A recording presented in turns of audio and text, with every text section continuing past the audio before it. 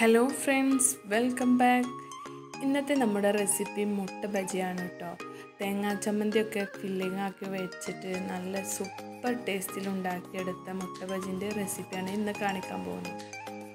ആദ്യമായി ചാനൽ കാണുന്ന കൂട്ടുകാരാണെങ്കിൽ ഒന്ന് സബ്സ്ക്രൈബ് ചെയ്ത് സപ്പോർട്ട് ചെയ്യണേ. തൊട്ടടുത്തുള്ള ബെൽ ബട്ടൺ എനേബിൾ ചെയ്ത് വെക്കണേ. ആദ്യം മുട്ട ബജി ഉണ്ടാക്കാൻ ആവശ്യമായ മുട്ട അടുപ്പത്ത് വെച്ച് വേവിക്കുക.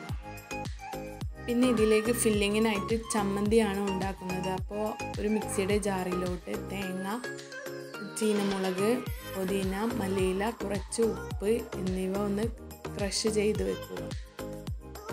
എഗ്ഗ് പൊരിക്കാൻ വേണ്ടിയിട്ട് നമുക്കൊരു ബാറ്റർ തയ്യാറാക്കേണ്ടതുണ്ട്. അപ്പോൾ ഒരു ബൗളിലേക്ക് 2 കപ്പ് കടലമാവ്, 3 ടീസ്പൂൺ അരിപ്പൊടി, ഒരു നുള്ള് സോഡാപ്പൊടി, ആവശ്യത്തിന് ഉപ്പ്, പിന്നെ 1 ടീസ്പൂണ് മുളക് പൊടി എന്നിവ ചേർത്ത് നല്ലോണം ഒന്ന് മിക്സ് ചെയ്യുക.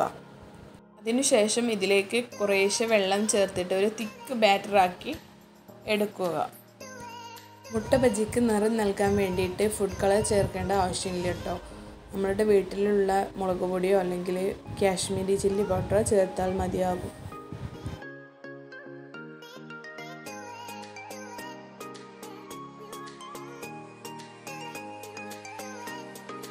അങ്ങനെ നമ്മുടെ മുട്ട ബജി ഉണ്ടാക്കാൻ ആവശ്യമായ മാവും എഗ്ഗും ചമ്മന്തിയും ഒക്കെ ഇവിടെ റെഡിയാക്കി വെച്ചിട്ടുണ്ട് കേട്ടോ.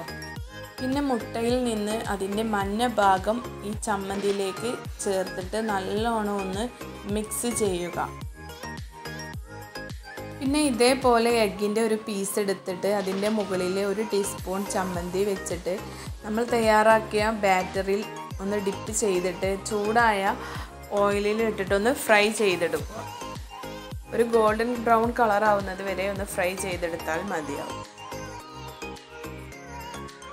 എഗ് ബജിൻ്റെ ഒരു ടേസ്റ്റ് എന്ന് പറഞ്ഞാൽ ചമ്മന്തിയും ആ എഗ്ഗും തമ്മിലുള്ളൊരു കോമ്പിനേഷൻ, അത് നല്ലൊരു ടേസ്റ്റാണ് കേട്ടോ.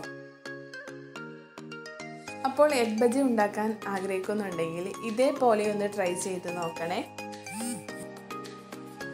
വീഡിയോ എല്ലാവർക്കും ഇഷ്ടപ്പെട്ടെന്ന് വിചാരിക്കുന്നു.